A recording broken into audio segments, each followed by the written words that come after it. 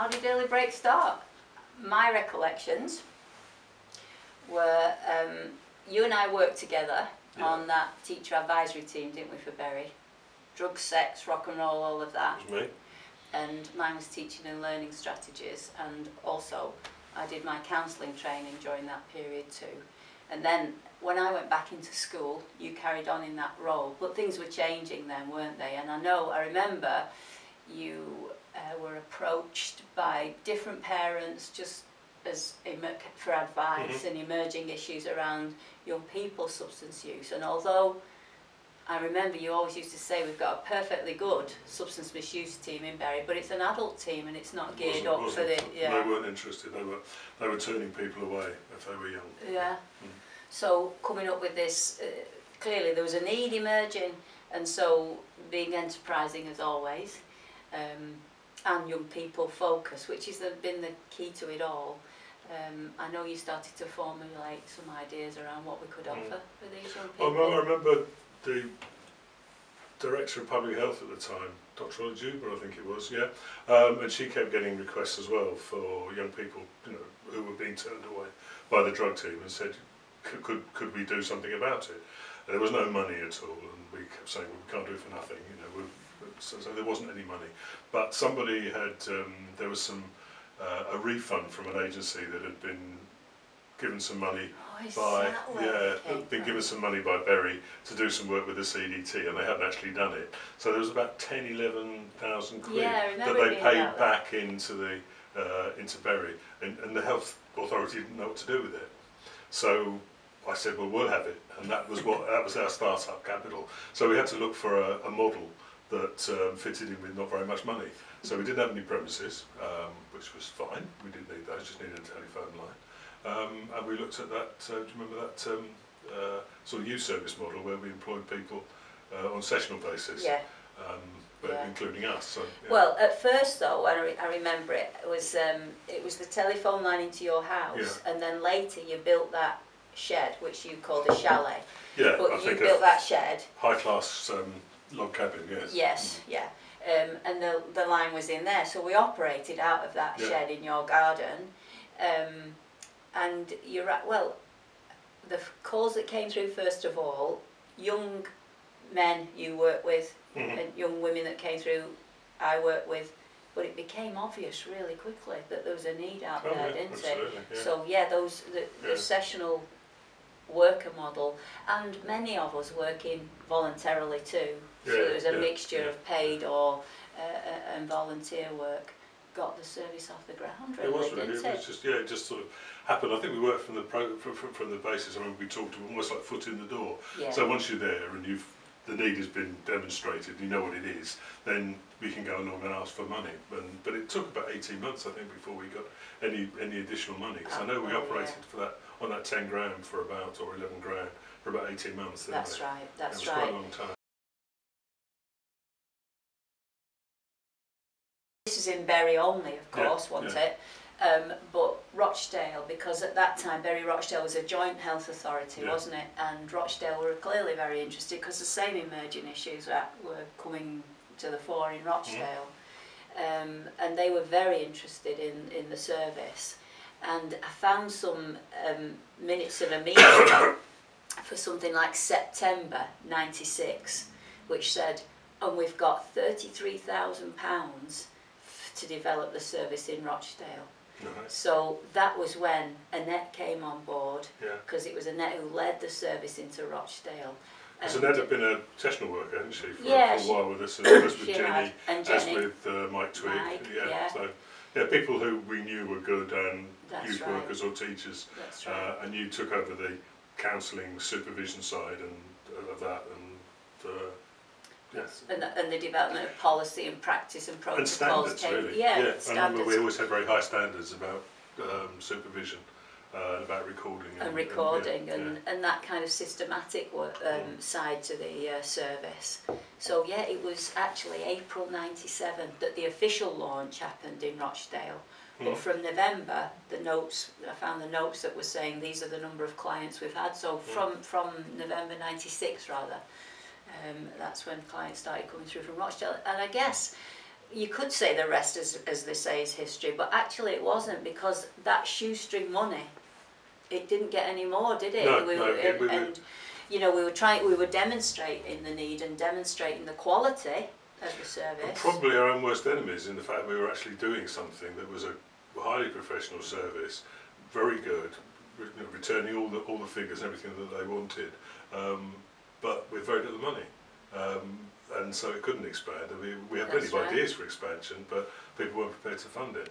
And we didn't really have a CDT that were supportive of what we were doing at the time, and certainly the personnel there weren't supportive, and actually didn't value young people as having a particular drugs issue, did they? Serious enough. Yeah, absolutely. Go away and work on it and come back when you've got a real problem. Exactly. You know.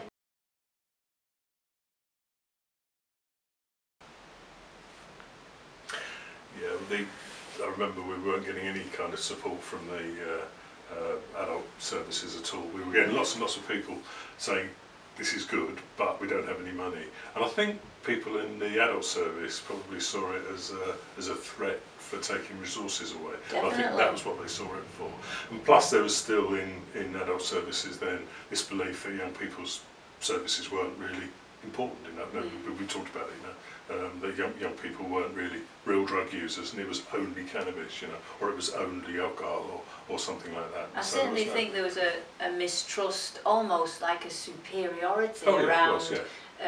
Well, you're not real drug workers because you work in the community. You go out to children and young people. You do too much for them, didn't somebody say that once? Oh yeah, you mollycoddle, you do too much for them, all of that. So yeah, there was a definite. I think you're right. There was a definite sense of competition. And the more presentations we did, because I remember being asked to do lots of presentations with our stats and all of that. And there was a growing cottoning on, if you like, to this is something that's good. This is and the feedback by that time, because we've always been a service that evaluated.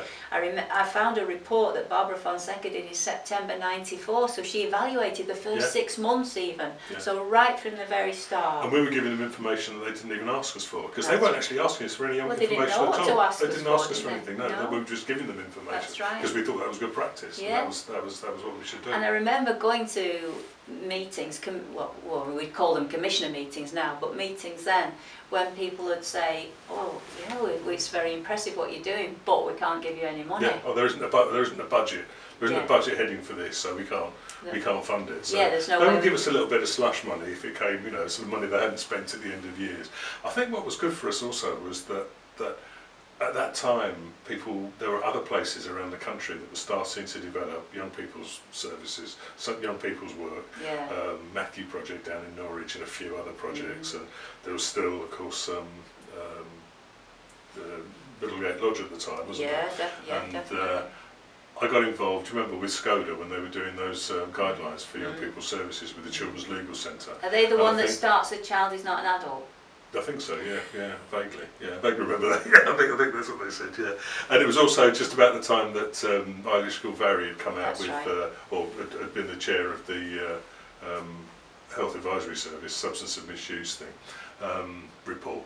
And so suddenly there was a growing critical mass, I think Roger Howard would put it, of young people services, and Annette Dale Pereira was supporting it at Drug Scope, as it moved from SCODA to Drug Scope. And we were in on that at the beginning, and we were giving them lots and lots of examples of good practice and developing that. And by that time, from a governance point of view, 1997 was when we went to a company limited by a guarantee with charitable status, so our governance was starting to take really strong shape, wasn't it? And we had a very clear identity as regard governance. But all that, the bit around just that, well, we think you're doing a great job, but we're not going to give you any money. We don't have any money. Brought us to a really critical point in 1999. I remember at that point thinking, we can't sustain this. I couldn't sustain it on a voluntary basis. Was that the time when we went for the lottery funding? That was the lottery funding. That was when we were introduced to Sue Marsden, and she said, but you can't afford my services. But she said, if you want to write it, I'll support you and give you critical feedback. And I remember, God, she was really rigorous. And from January to July 1999, it took me all that time to get a bid together that she said, okay, it's good to go. Because I moved up to the I'd moved to the trustees then, hadn't I? That's right, you were on the trustees then and chairing it and doing your home office work and so on. I hadn't started the home office until I started DPAS in '99, so that's when I felt I had to resign as a conflict of interest. That's right. So, but as I say, it was that critical point, and the lottery bid went in, and then I remember the phone call coming through in November '99 to say you've got £294,000 for the next 3 years, and that was. I remember standing with Annette screaming, just like yes, like when we got operating on peanuts, shoestring and volunteers and goodwill and so on. Out of that one room at Parsons Lane at that time, if you remember, and so the rest, as they say, is history, because February 2000 was when we went live in terms of the lottery money and everything. The appointments were made. I was then the service director, and it went from strength to strength. And all those people then, health authorities, etc., who said, yeah, we like what you do, but we're not giving you any money, suddenly went, oh, we can fund you. Yeah, we can find some money for you. And you know, it just went from strength to strength, we did the bid, as it was always bid, going to do. We did the bid for East Lancashire. Do you remember beforehand? And that was we got the feeling with that bid that we were making the numbers. That one. So 2000 February, off we went with the first 3 years of lottery funding. Then the second 3 years of lottery funding, which apparently at the time was pretty much unheard of, because they were so impressed with the work we did. So the lottery were fantastic with us for 6 years. I think I went to one of the meetings, didn't I? One of the early meetings with them, with the lottery. It must have been when I was. Must have been when I was chair, I think. Because we'd put in 2 bids before, hadn't we, to lottery?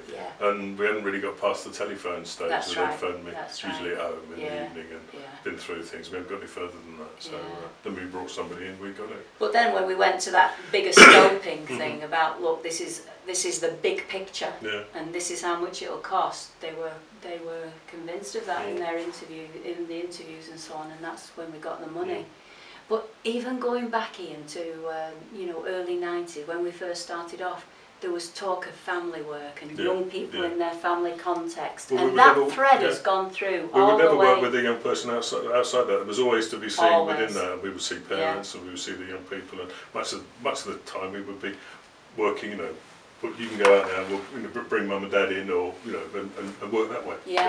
And the values of the service have always been completely steady, consistent, young people focused, and I think that's just been gone from strength to strength because of that, just rock solid in the values. Didn't one commissioner once say, "Oh, this is a bit like youth service" or something, in a derogatory sense? So this is a bit like it's a bit like a youth club or something. Some of the work we do. I think so. And what's wrong with that? Well, quite good quality youth work. I mean that was the ethos we brought in. The ethos was the client-centeredness, but the holistic view, including the young person in their family context, wasn't it? We were massively ahead of our time. I sometimes like to think we did set the blueprint. I think so. Really, for good quality young people. We moved a lot of people in lots of different areas, I think, certainly, nationally as well. People recognised what we were doing, that sort of holistic thing. And that was written into the SCODA guidance. It was written into the next one of HAS, because I contributed to that on that tier 3 stuff, and it was written into that as well. Because it was always seen as very clear-cut drugs, and drug treatment was methadone at that time. That's what it was. It was substitute prescribing. It wasn't anything else. It wasn't psychosocial stuff that we were talking about. It was and only opiates. Absolutely. If you're an amphetamine user or anything else, you didn't. Well, the new drug scope document. Have you seen that one that they've done in London? Yes. In London and Birmingham.